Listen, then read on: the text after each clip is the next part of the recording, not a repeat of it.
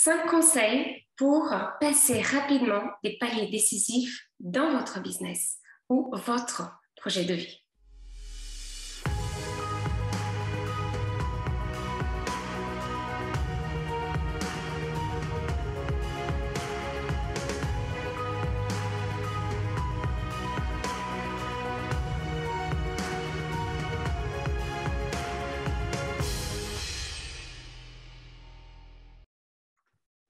Bonjour, je suis Détéline Ljubenova, investisseur immobilier, coach et conférencière, et je suis ravie de vous retrouver sur notre rendez-vous hebdomadaire sur cette chaîne. Si vous n'êtes pas encore abonné, vous pouvez le faire tout de suite. J'espère qu'elle vous apporte beaucoup de valeur, notamment dans les domaines de l'entrepreneuriat, le mindset, la croissance, la liberté financière et comment prendre le contrôle de votre vie.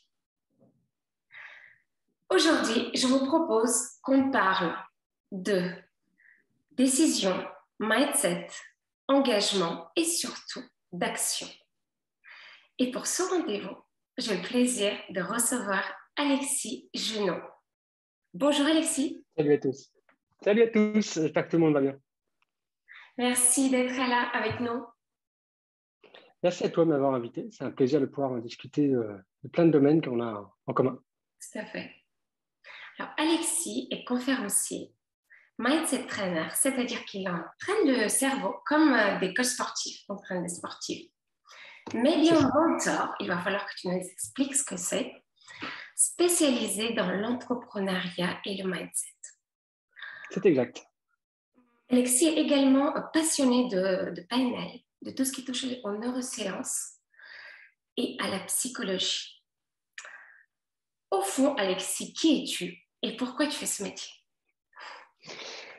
Alors, comme tu l'as très bien dit, donc je suis mindset trainer. Mon objectif est d'entraîner en fait les entrepreneurs à passer certains blocages pour justement passer des paliers dans leur entreprise et avoir une croissance positive.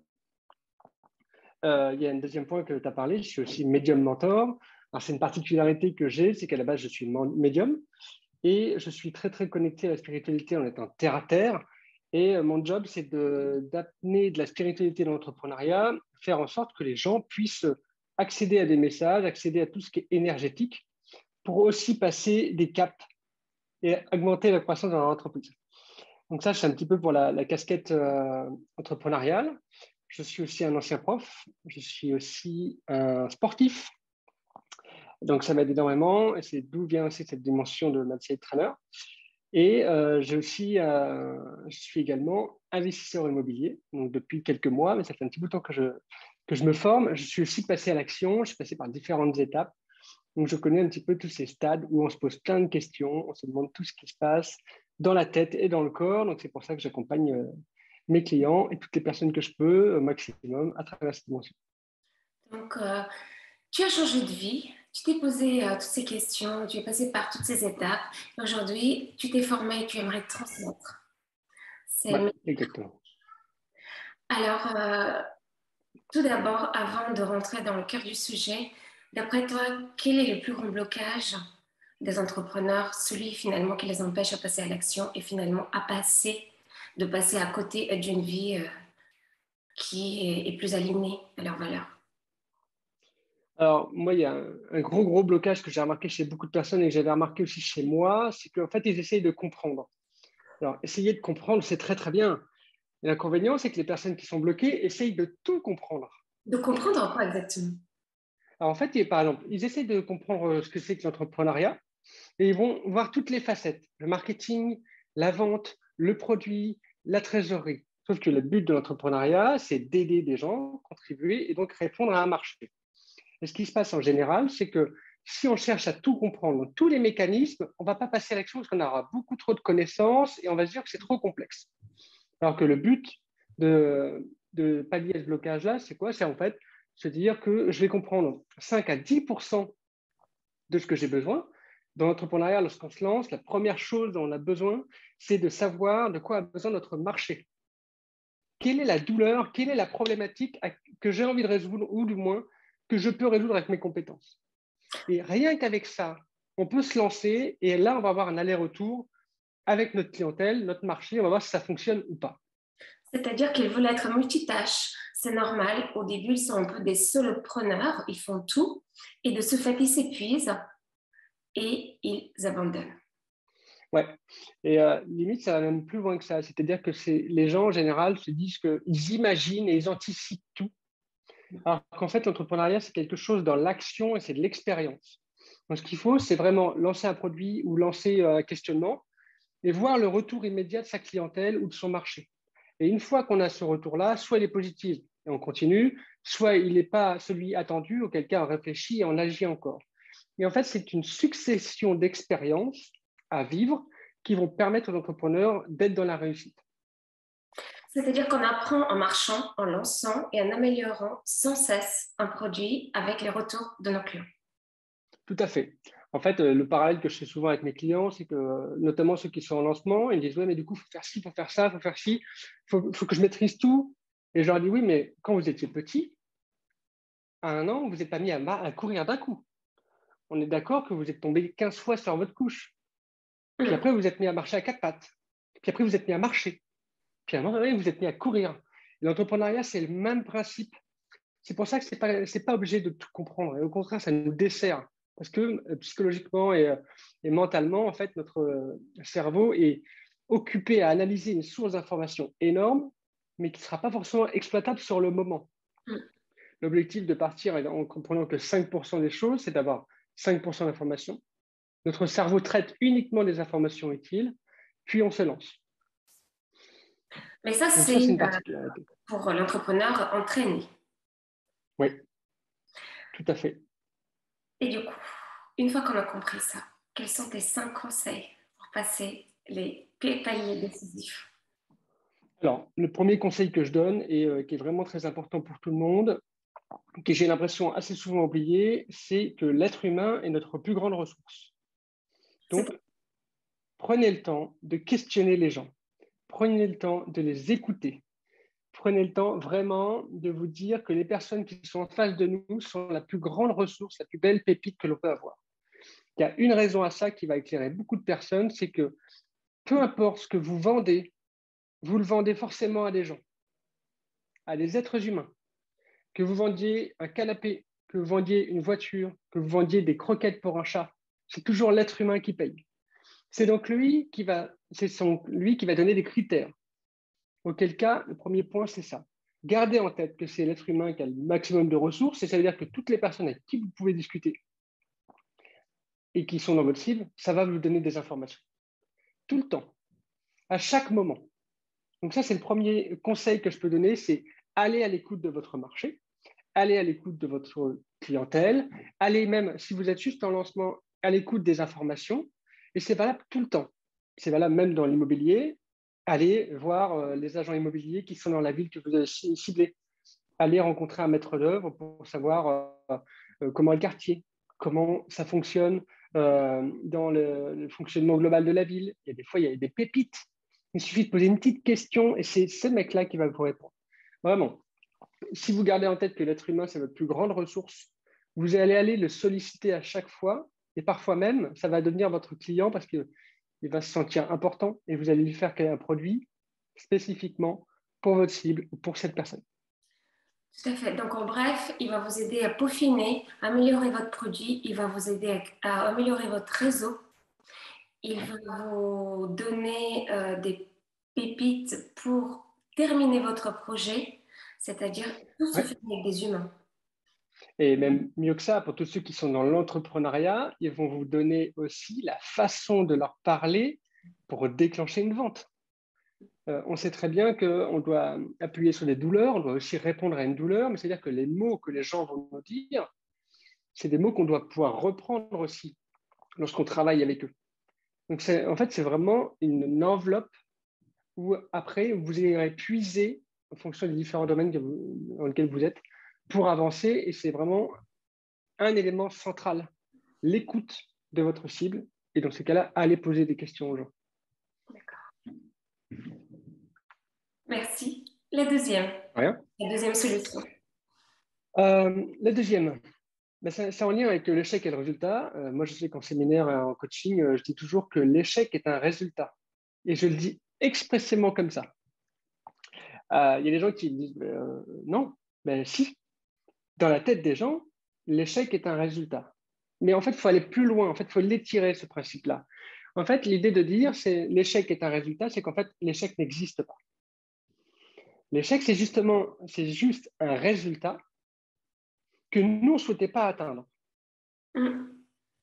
Par exemple, on fait un lancement d'un produit, un produit en ligne, par exemple, parce que c'est dans le domaine que je connais particulièrement, et on a 0 client, ce qui arrive.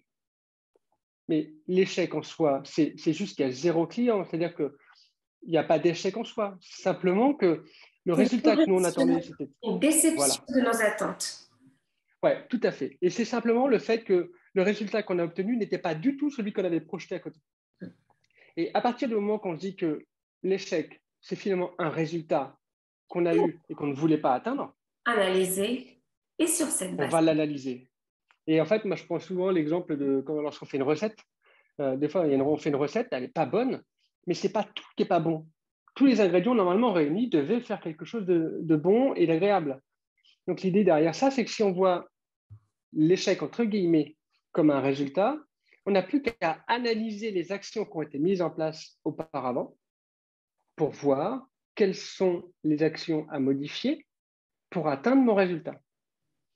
Et ça permet aussi psychologiquement et d'un point de vue de la neuroscience, voire même de la physiologie, d'ancrer un autre résultat dans les gens et d'ancrer aussi une autre façon de penser. C'est-à-dire qu'au lieu de se dire que tout ce que j'ai fait m'a amené à rien du tout et que du coup, je ne suis pas bon, j'y arrive pas, j'y arriverai jamais, c'est une chose qu'on peut entendre, c'est plutôt de se dire, alors, qu'est-ce que j'ai pu mettre en place qui a fonctionné? Quel est le petit grain de sable qui m'empêche d'atteindre mon résultat? Et ça me permet de me dire aussi que toutes les expériences que je vais essayer de vivre ont un but en soi. Ça dédramatise le côté où il n'y a pas de réussite et ça permet de garder un engagement régulier envers les gens. Je prends un exemple pour ceux qui font de l'immobilier.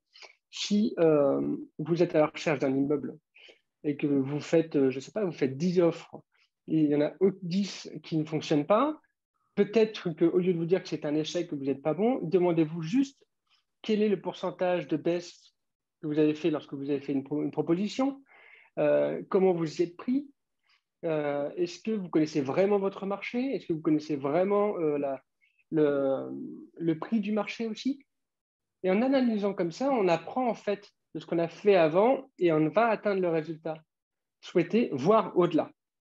Donc vraiment, gardez juste en tête que tout ce que vous vivez, c'est un résultat. Soit le résultat, il est celui que vous attendiez, soit le résultat, de l'autre côté, c'est celui que vous n'attendiez pas du tout. Auquel cas, regardez juste ce qui n'a pas fonctionné pour le modifier. Tout à fait. Je vais te poser une question à laquelle je pense qu'il n'est pas si évident que ça de répondre. Tu sais, quelle est la ligne rouge qui démarque d'un côté une formule qui ne fonctionne pas, voilà, elle est erronée, et de l'autre côté, une formule qu'il faut en permanence améliorer jusqu'au jour où elle commence à fonctionner, en sachant que parfois, l'univers nous envoie des signaux. Quand ça ne marche pas, il nous envoie, et on comprend pas, et on s'acharne, et on s'acharne. Tu comprends ce que je veux dire? Ouais, Comment tout à fait. c'est le vrai? Bah, c'est là où mon côté médium mentor va intervenir parce qu'en fait, c'est juste une question de signe et moi, je reste quelqu'un d'assez pragmatique et en fait, j'invite les gens à le ressentir dans le corps. Lorsqu'on a lancé quelque chose et qu'on est vraiment dans la barrière où il faut arrêter, en fait, c'est-à-dire que tout ce qu'on a mis en place ne réussisse pas, en général, on le sent. On a une frustration interne qui est très importante et on a cette sensation où on nous dit limite, arrête-toi. Moi, j'ai des clients et ils ont juste l'impression de rouler avec le frein à main, quoi. Si vous voulez avoir cette idée, c'est juste qu'ils avancent, ils avancent, ils avancent, mais en fait, ils tapent dans le mur, ils tapent dans le mur, ils tapent dans le mur et ça y va pas, quoi. Ça, c'est un ressenti physique qui est en lien avec l'univers et l'invisible qui vous fait dire n'y allez pas, c'est pas pour vous. D'accord. Par contre, à l'inverse, si vous sentez que c'est juste une question de dosage, une question d'action à changer, en fait, vous arrivez sur un résultat que vous ne vouliez pas atteindre. Et là, par contre, vous avez une sorte de petite excitation parce que vous savez que ce que vous avez mis en place, vous n'avez pas atteint votre résultat, mais vous y êtes tout proche. Oui. Et vous allez capter, en fait, en analysant un petit peu toutes les actions que vous pouvez mettre en place en parallèle pour améliorer et aller plus loin. C'est vraiment, le corps est un véritable baromètre. Et vous avez déjà vécu des expériences où vous disiez, il ne faut pas que j'y aille, il ne faut pas que j'y aille, il ne faut pas que j'y aille. Vous avez tenté l'expérience, il ne fallait absolument pas y aller, mais physiquement, vous l'aviez déjà ressenti. Et à l'inverse, il y a des fois, même dans le business, on se dit, bon, il faut y aller, mais j'ai un peu peur. Et le corps, on a l'impression qu'il s'emballe et qu'il nous dit d'y aller. Voilà. Le corps est un baromètre. Vous allez le sentir tout de suite si votre énergie elle est pour avancer ou pour vous freiner. C'est vraiment un curseur que vous devez capter. Ce n'est pas forcément immédiat. Essayez de le faire au fur et à mesure dans l'entrepreneuriat en particulier ou même dans les investissements. C'est de capter cette résistance qu'il y a lorsqu'il faut arrêter. Ou à l'inverse, cette petite excitation qui vous dit, tu n'as pas atteint ton résultat, mais tu es dedans. Donc, poursuis, continue, ça va décrocher. C'est-à-dire écouter son corps, son cœur ou son intuition. Ouais. Son tout. Ouais, exactement. Tout à fait. Parce que, en fait, tout se passe dans le corps et dans la partie cérébrale, on va dire, en termes d'intuition. Et tout est là, en fait. Vous avez juste, en fait, à ouvrir des petits casiers. C'est ce que je dis, moi, quand je suis coach. J'ouvre juste des petits casiers. Vous avez juste à prendre la ressource. À vous, après, de prendre l'habitude d'écouter. Donc, pas forcément écouter votre corps, mais écouter la fluctuation d'énergie qu'il peut y avoir dedans. Et ça va vous changer beaucoup de choses. Parce que là, vous allez être à l'écoute à la fois de votre cœur, de votre intuition, et ça va vous faire avancer. Génial, j'adore. Alors, on continue. Le troisième conseil. Le troisième, alors c'est quelque chose qui paraît parfois logique, mais que tout le monde ne le fait pas forcément, c'est s'entourer. S'entourer et se faire coacher. Pourquoi je vous dis ça? Alors, je ne dis pas ça parce que je suis coach, je dis ça parce que moi, je l'ai vécu. Le fait de m'entourer de personnes qui étaient dans le même domaine, ça m'a permis de pouvoir discuter avec des gens qui comprenaient déjà ce que je vivais. Et ensuite, ça m'a permis aussi d'avoir un retour d'expérience très rapide. Quand on s'entoure de personnes qui sont dans le même milieu que nous, au moins dans l'entrepreneuriat, dans les investissements, lorsqu'on parle de situation, on a quand même 50% de chances qu'ils l'aient déjà vécu, ou alors qu'ils aient déjà lu un article à ce sujet-là, ou un ami qui a déjà vécu. Et en fait, on va beaucoup plus vite. C'est parfois assez léger de dire ça, mais c'est beaucoup plus profond. En fait, on gagne du temps. Oui. Parce Il faut imiter ceux qui réussissent. Il faut vraiment imiter ceux qui réussissent. Parce que c'est-à-dire que ceux qui réussissent, ils ne font pas quelque chose d'extravagant. Ils ont mis en place un itinéraire qui leur a permis d'atteindre leur but. Mais si vous regardez en règle générale, tout le monde prend à peu près le même itinéraire. C'est juste que la route, elle est juste limite parallèle. Donc, imitez les gens que vous rencontrez. Donc, entourez-vous. Le deuxième point dans ce lien-là, c'est faites-vous coacher. Tout simplement parce que lorsque l'on parle avec la voix et avec le corps, nous ne sommes pas en mesure de s'auto-analyser. Je ne suis pas en train de m'écouter lorsque je parle avec mes clients, je ne suis pas en train de m'écouter lorsque je fais des vidéos. Mais par contre, la personne qui vous coach, elle vous écoute et elle va capter des mots qui vont faire ressortir des croyances limitantes, qui vont vous faire ressortir des peurs. Et le but du coach, ce n'est pas de vous dire ce que vous avez à faire, c'est d'ouvrir des portes pour refaire passer la lumière. Moi, je parle souvent d'énergie. L'idée, c'est de relaisser l'énergie circuler. Et c'est très, très difficile de le faire tout seul.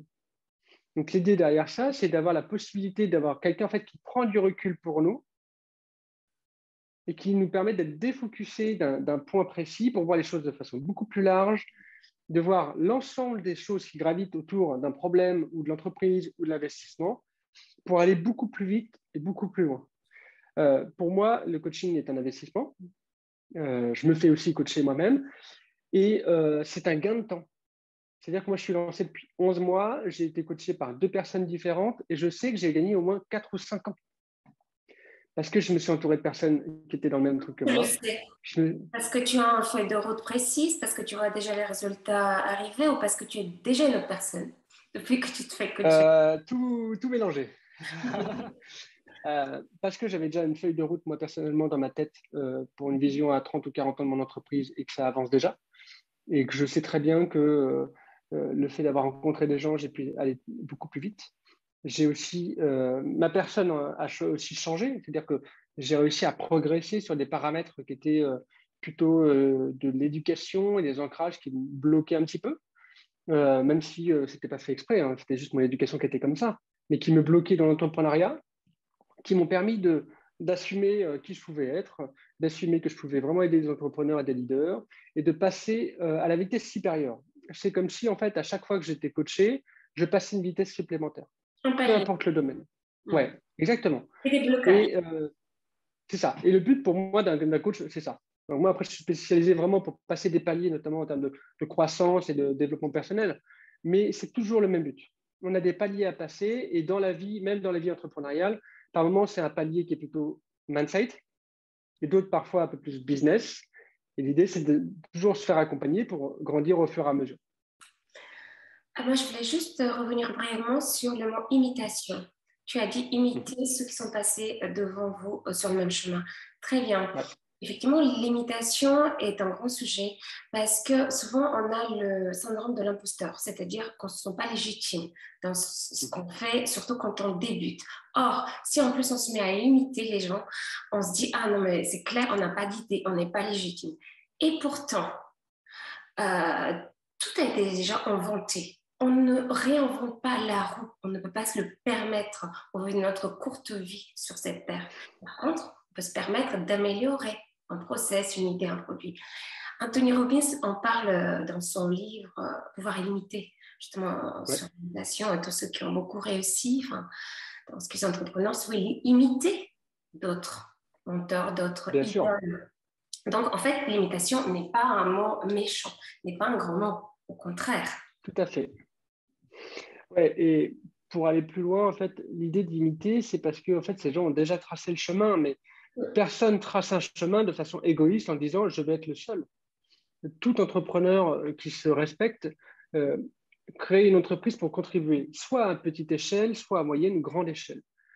S'il est copié, ça veut dire quoi? Ou imité, ça veut dire quoi? Ça veut dire qu'il trace le chemin.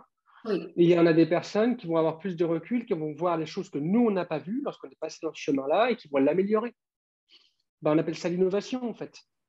L'innovation, l'idée, c'est d'aller de plus en plus vite. Et si vous pouvez imiter quelqu'un qui l'a déjà fait, faites-le. Parce que de toute façon, vous verrez ce point d'après, ça sera un chemin différent. Vous prendrez le même chemin en termes d'organisation, mais ce sera le vôtre. exactement. Super. Quatrième conseil, Alexis. Alors moi, j'ai un conseil et je le dis à tout le monde, et il faut vraiment que tout le monde fasse très, très attention à ça, c'est soyez vous-même. Soyez authentique, c'est ça. Oui, authentique et surtout répondez à vos valeurs. Un business qui fonctionne, c'est quelque chose d'équilibré et c'est aussi un business qui répond aux valeurs personnelles. Alors moi, je sais que pour l'avoir constaté un petit peu, dans l'entrepreneuriat, il y a rarement une scission entre le monde pro et le monde perso de la même personne. Parce qu'à partir du moment qu'on crée une entreprise, c'est nous qui l'avons créée, donc tout va ensemble. C'est nous. Donc, soyez vous-même déjà pour vous. Pourquoi? Parce que tout simplement, si vous êtes en décalage avec ce que vous êtes vraiment, votre entreprise, elle ne va pas décoller personnellement. Moi, je l'ai connu pendant 6 mois. Quand j'ai lancé mon entreprise, j'étais en décalage avec moi-même, avec tout ce que je pouvais faire, et mon entreprise ne décollait pas. Au moment où j'ai décidé d'incarner qui j'étais et d'être vraiment moi-même, l'entreprise a décollé. Donc, en gros, ça veut dire quoi? Ça veut dire que votre entreprise vous nourrit lorsque vous êtes vraiment vous-même. Parce que le côté pro va nourrir le côté perso. Oui, mais pour ça, il faut au préalable avoir le courage et prendre la décision de se poser et définir qui tu es, quelles sont tes valeurs. Oui, tout à fait. Et ça, c'est pas évident puisque ça peut remuer des peurs, des frustrations, des traumatismes qui viennent parfois de l'enfance. Donc, définir qui Ouais. on est, c'est un vrai travail. Oui, et je pense, moi, qu'il ne faut pas se dire que ça va se faire en une demi-journée. C'est-à-dire que pour moi, définir ces valeurs, on doit dresser en fait un portrait des différentes valeurs qui nous animent vraiment, et après prendre vraiment le temps de se dire est-ce que c'est vraiment cette valeur ou est-ce que c'est une valeur que je transpose de ce que je voudrais de moi-même. C'est là où il y a vraiment un décalage. Le jour où on arrive à redresser en fait ce puzzle et remettre toutes les vraies valeurs qui nous animent, on va beaucoup plus loin et beaucoup plus vite. Il y a un impact énorme aussi dans l'entrepreneuriat, c'est que si on est en accord avec nos valeurs, ce qu'on va montrer aux gens, c'est exactement ce que l'on est. On joue pas un Et rôle. donc, du coup, ouais, on va attirer des gens qui vont avoir nos valeurs. Auquel cas, on va se retrouver dans nos clients et on va vraiment avancer main dans la main. Si on agit en n'étant pas en accord avec nos valeurs et si on n'a pas pris juste le temps de se poser et de les dresser, on va parfois attirer des clients qui ne sont pas en lien avec nous. Mais eux, ce n'est pas forcément de leur faute, en fait. C'est la vibration que nous, on émet d'un point de vue physiologique et neurologique qui fait qu'on attire des gens en fonction des valeurs qu'on a bien voulu montrer aux gens. Si on montre vraiment nos propres valeurs et qu'on prend le temps de se dire, ah, mes valeurs, c'est ça, ça, ça. Moi, par exemple, c'est la puissance, détermination, ambition, spiritualité et l'honnêteté, si j'en ai 5 déjà. Je sais qu'à partir du moment où j'ai vibré ces valeurs et que j'étais à plein dedans, j'ai attiré des gens qui étaient dedans, pleinement. Et je m'y suis retrouvé tout de suite. Et ça matchait. Les gens venaient vers moi. Dès que j'ai ouvert vraiment, par exemple, à la spiritualité, quelque chose qui gravite énormément autour de moi, les gens sont venus parce qu'ils savaient qu'ils pouvaient parler ouvertement avec moi de ce domaine-là dans l'entrepreneuriat. Et les clients sont venus tout seuls. Pourquoi? Parce que j'ai vraiment pris le temps de lister ce qui m'appartenait vraiment à moi. Donc, j'étais moi-même. Et les gens, lorsqu'ils m'avaient au téléphone, en visio ou en réel, ils n'étaient pas surpris. Oui. Le Alexis qu'ils avaient vu en termes de valeur et qu'ils avaient perçu en termes de vibration, c'était bien lui. Donc, ça nous évite tous ces quiproquos qu'on peut avoir sur les premiers mois de l'entrepreneuriat qui font que on rencontre des gens, mais finalement, ce n'est pas les personnes avec qui on avait travaillé. On trouve que ça n'avance pas trop. Mais c'est simplement parce qu'il y a ce déséquilibre-là. Donc, à nous, après, d'être nous-mêmes et d'incarner vraiment nos valeurs. Ok, tout à fait. 5e conseil. Le 5e conseil que j'ai envie de vous donner, c'est de vous dire que le hasard n'existe pas. À chaque fois. Tu peux développer, s'il te plaît? Bien sûr. En fait, ça veut dire que chaque situation qui vous arrive doit vous apprendre quelque chose. À chaque fois, mais même si c'est même si c'est une tuile, c'est quelque chose qui doit vous apprendre, qui doit vous aider. Et à l'inverse, si par exemple vous êtes dans le monde du coaching, il faut savoir que les personnes que l'on a en face de nous représentent notre propre blocage. Et ça, c'est très particulier à comprendre. Ça veut dire quoi? Ça veut dire que nous-mêmes dans une phase primaire de notre existence, c'est ça? Ouais, voire à certains moments, à l'instant T. Pourquoi? Parce que chaque personne est notre miroir. Que si la personne a ce blocage-là, c'est-à-dire que nous aussi, on doit le travailler. Et elle vient pourtant nous demander de l'aide ouais. pour l'amener au niveau supérieur. C'est-à-dire qu'elle nous voit comme l'ascenseur. Tout à fait. Et en général, toutes les personnes que l'on accompagne, et même les personnes qui nous sont proches, sont notre propre miroir. Et en gros, lorsque quelqu'un qui a un blocage, nous, on l'a certainement. Et qu'est-ce qui fait qu'on est à même de le coacher? Que nous, on va switcher très rapidement en écoutant ces mots. On va comprendre. Et si on a vraiment cette analyse-là de le hasard n'existe pas, on va capter. Lui, il est venu vers moi, il a un problème énergétique, ok, et ça bloque son business, ça bloque sa croissance. Et moi, justement, après, je fais cet effort-là. Je me dis, d'accord, mais qu'est-ce qui se passe, moi, par exemple, depuis quelques jours, depuis quelques semaines, qui bloque? Ok, d'accord, j'ai compris. Et après, moi, je comprends très rapidement les mécanismes qu'il y a derrière et je sais comment débloquer la personne. Mais à chaque fois que vous croisez quelqu'un, c'est ça. Alors, en quoi ce conseil peut accélérer notre développement?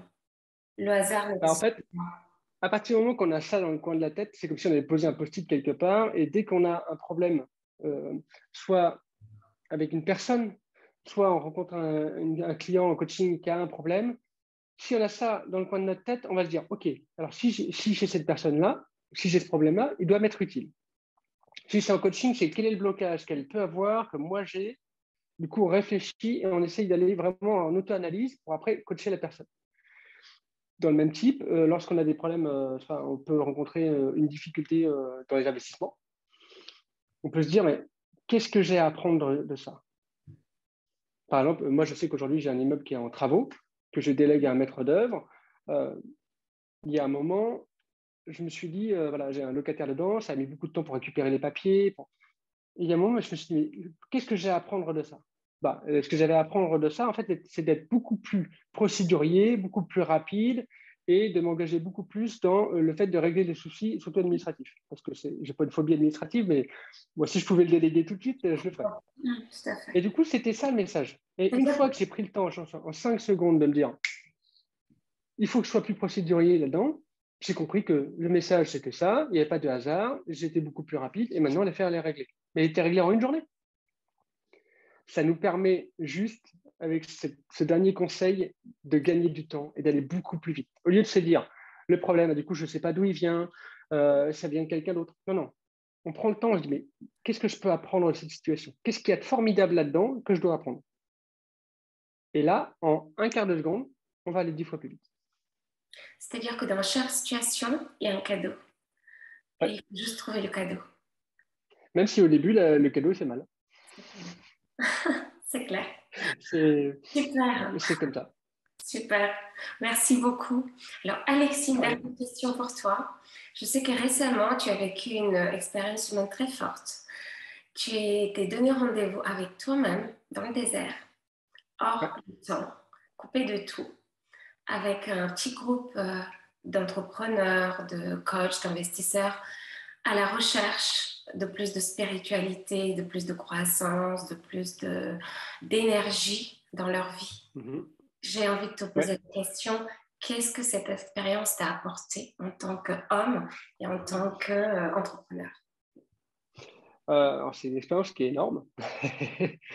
Elle m'a apporté beaucoup. Elle m'a apporté déjà la chance de pouvoir couper les distractions, couper mon mental et laisser revenir un petit peu la dimension spirituelle qui gravite autour de moi. Ça m'a apporté énormément dans le sens où j'ai compris aussi qui je pouvais être. Et c'est aussi ce que j'étais parti chercher dans toutes ces dimensions, à la fois entrepreneuriale, visionnaire, mindset, médium mentor. Et ça m'a apporté une réponse énorme. C'était surtout qu'est-ce que je vais faire de ça? Parce que je sais que je souhaite aider beaucoup de personnes dans le monde et du coup, j'étais parti un peu chercher toutes ces dimensions-là. Et j'ai eu beaucoup de réponses. Donc, en fait, c'est en gros une réponse une question que je me posais depuis quelques temps. Et elles Où sont je me venues disais, de mais ces qu'est-ce que je fais réponses. comme ça? Elles sont venues de ces réponses dans le désert. Comment? Comment se sont éclaircies ces réponses? C'était toi Alors face déjà, à toi, c'était des cercles de brainstorming avec les autres participants, c'était le silence, c'était le désert, c'était... alors, euh, un point important, c'était il y avait beaucoup de moments où on pouvait discuter à deux. Et c'est pour ça que je dis que chaque personne est notre propre miroir. Et en discutant avec les gens, je me disais, mais en fait, ouais, je comprends mieux comment je fonctionne et tout. Ça, c'était le premier élément. Donc, c'est pour ça aussi que je dis que s'entourer, c'est quelque chose d'important. Et le silence m'a beaucoup aidé. Alors déjà, moi, j'habite à Paris, donc il y a beaucoup, beaucoup de bruit, beaucoup de distractions, beaucoup d'énergie. Et dans le désert, c'est la nature à l'état pur. Et le silence m'a énormément aidé pour écouter ce qu'on appelle mon moi intérieur, qui avait besoin de me parler, en fait, tout simplement. J'ai coupé toutes les distractions et c'est là où j'ai capté que tout ce que j'avais mis en place et toute la vision que j'avais de mon entreprise et aussi pour plus tard, elle allait se réaliser et que c'était à moi maintenant de prendre la pleine mesure de ce que je pouvais faire. Donc, c'était vraiment, en fait, le silence. Et s'il y a un point qui m'a marqué et qui peut aider tout le monde qui va regarder cette vidéo-là, je n'avais pas mon téléphone. Donc, avec ça, on avance beaucoup. Pas de distraction. Donc, Ouais. du coup, depuis que je suis rentré, je mets beaucoup plus souvent mon téléphone en mode avion. Je m'accorde des grands moments où En fait, pas de... c'est se Oui, respecter soi.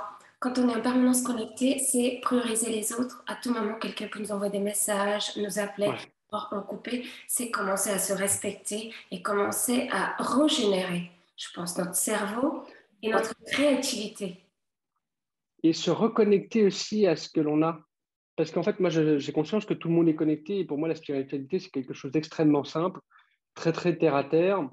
C'est surtout une activité neuronale et physio et biochimique.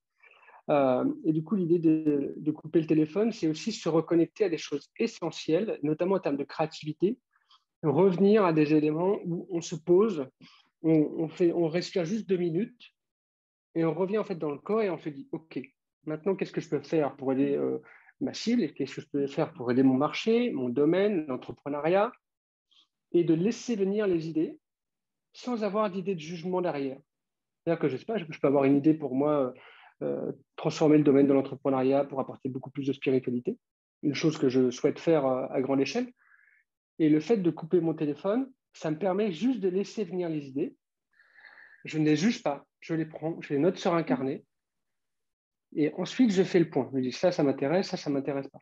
Et le fait de couper le téléphone, ben en fait, ça m'enlève une grosse partie de distraction où inconsciemment notre cerveau est pris en compte.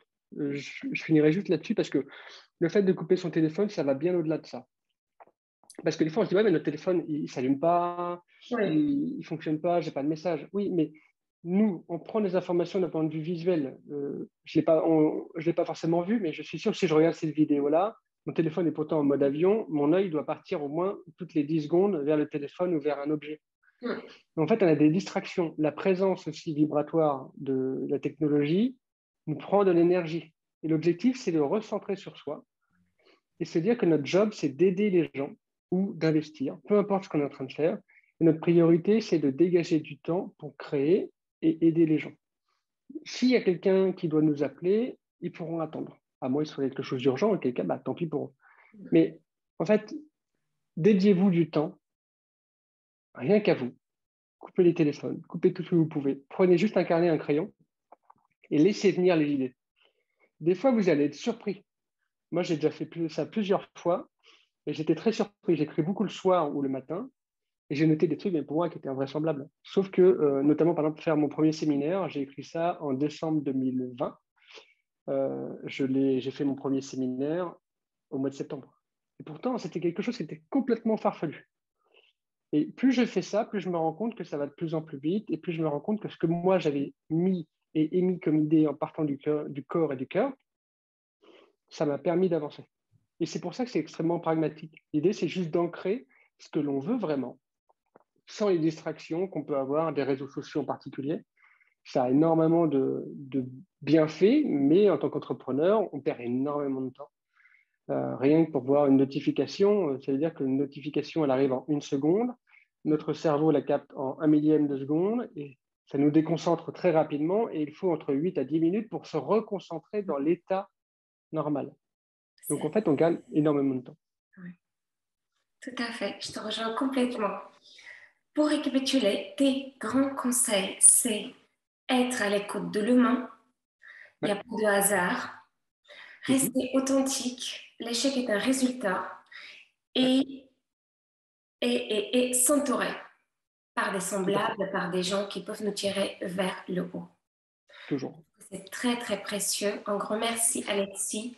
Et maintenant, quelle est ton actualité à toi? Je sais que tu proposes un programme 180 degrés. Tu Ouais. peux nous en dire un peu plus? Et je sais que tu as un grand événement à venir récemment, ton séminaire. Ouais. Tout à fait. Alors, l'actualité, en plus, on est en fin d'année, donc elle est bouillonnante. Donc, j'ai un programme qui s'appelle le 180. L'objectif, c'est de faire un 180 en termes de mindset et de blocage pour relancer les entreprises, pour se réaligner et apporter de la croissance. Je travaille principalement sur le domaine spirituel, énergétique et mindset parce que le constat, il est qu'en général, les blocages viennent impérativement du perso et du mindset. Les blocages qui sont liés avec le business pur se débloquent très, très, très rapidement. Il suffit d'une analyse pour voir qu'est-ce qui est fait et qu'est-ce qui n'est pas fait. Et c'est très, très rapide. Donc, c'est un programme qui s'appelle 180 pour ça. La deuxième raison, c'est que si on fait l'addition de tous les chiffres, ça donne le chiffre 9. Et en numérologie, le chiffre 9, c'est la fin d'un cycle. En numérologie, concrètement, ça va de 1 à 9 en termes d'années. Le 9 étant la fin d'un cycle. Donc, j'amène les gens à vivre la fin d'un cycle dans leur entreprise en termes de mindset pour vraiment relancer la croissance et se relancer. Ça, c'est le plus gros pôle que j'ai aujourd'hui par rapport au 180. Il y a de plus en plus de personnes qui sont intéressées parce que justement, j'ai cette possibilité d'aller dans le spirituel, dans l'énergétique, dans les connexions vers l'invisible, tout en étant terre à terre et ça parle à énormément de personnes. Donc là-dessus, je suis vraiment ravi. Juste une question, cette capacité que tu as d'être médium, c'est inné ou tu l'as développée? Alors moi, je suis né avec. Mais en fait, pour aller plus loin de ça, en fait, je suis né avec. Ça m'a fait très très peur quand j'étais petit, donc je l'avais enfouie. Elle est revenue, elle s'est redéclarée il y a à peu près un an et demi. Mais il faut savoir qu'en fait, c'est ni inné, c'est pas inné en fait. C'est juste que moi, j'avais je m'étais autorisé à ouvrir ce tiroir-là. Mhm. Tout le monde est médium. Mhm. Ok. Tout le monde ressent des choses. Tout le monde voit des choses. Et Après, comment tu as su que c'était ta place, c'était ta voie, que tu devais ouvrir? bah, moi, ça moi, ça n'a pas été très, très compliqué. Depuis que j'ai commencé ma reconversion, je suis tout le temps entouré de médiums, de chamans, de personnes extrêmement connectées. Et quand j'ai commencé à travailler dans l'entrepreneuriat en tant que coach, à chaque fois, j'étais ultra positionné sur confiance en soi et uniquement mindset. Et je me rendais compte que ça a bloqué, en fait. Et ma clientèle ne venait pas forcément vers moi. Donc, du coup, j'ai côtoyé des amis, et beaucoup, bien sûr, j'ai beaucoup d'amis aussi qui sont dans la médiumnité, dans le chamanisme et dans les connexions. Et en fait, ils m'ont fait juste comprendre qu'il y avait une partie de moi qui n'existait pas. Et c'est pour ça que je vous donne ce conseil-là. Soyez authentique, soyez vous-même. Le jour où j'ai accepté de parler de la spiritualité aussi simplement comme moi je pouvais le faire, de l'apporter dans les entreprises, chez les entrepreneurs, chez les grands leaders, ben en fait, tout s'est réuni. C'est pas dire que les planètes se sont alignées, parce que là-dessus, j'y connais rien. Mais en fait, simplement, j'étais obligé d'y aller. J'étais obligé de me présenter sous cette facette-là parce que je vibre ça. Et à chaque fois que j'ai parlé avec des entrepreneurs, mais sans vouloir, en fait, je parlais juste simplement avec eux, sans vouloir leur vendre mon programme. Rien que la simplicité que j'avais d'analyser le côté business, mindset, spiritualité, faisait que les gens venaient vers moi pour travailler parce que tout devenait simple. Donc, c'est comme ça que j'ai accepté d'aller dans cette part de spiritualité. Et c'est pour ça que je sais que le plus beau conseil que je peux vous donner, c'est d'être vous-même. Parce Oui, que ça va faire que toute l'énergie va vous emmener. exactement. Pour multiplier sa puissance. Oh oui. Un grand merci, Alexis, à toi. Merci à vous d'être resté avec nous jusqu'ici. Mettez-moi en commentaire vos plus grands blocages pour entreprendre, pour changer de vie, pour changer de projet, pour mettre plus de fun, plus d'énergie, plus de valeur, plus de sens dans votre vie. On se fera un plaisir avec Alexis à vous répondre. Alexis, on peut te trouver, j'imagine, sur les réseaux sociaux, Facebook, Vous me LinkedIn. trouvez sur Facebook et Instagram. Facebook, D'accord, j'ai une page où je suis assez présent et sur Instagram aussi. d'accord. En règle générale, c'est là-dessus qu'on va me trouver. J'ai mon site internet qui s'appelle alexisjoanneau.com, mais je vous invite à aller principalement sur les réseaux parce qu'il y a énormément de données, beaucoup plus d'informations et je réponds beaucoup plus vite aussi. Parfait. Ton séminaire, il est le 2 décembre. Les Oui, inscriptions se passent en ce moment, je crois, tout à fait. sur tes pages dédiées, Oui, etc. Donc, ça tourne n'hésitez partout. pas, c'est vraiment une source d'information, d'inspiration, de créativité énorme, surtout que vous allez aussi rencontrer d'autres personnes qui s'intéressent à ces mêmes sujets. Tout à fait. Merci beaucoup, Alexis. Donc, les amis, Tout à fait. si vous n'êtes pas encore abonné à cette chaîne, vous pouvez le faire toujours et n'hésitez pas à télécharger mon bonus, créer un bien d'exception au-dessus de cette vidéo. Merci à vous, merci Alexis et Merci. à très bientôt pour une nouvelle interview ou vidéo inspirante, je l'espère. Bye bye. Ça marche. Salut!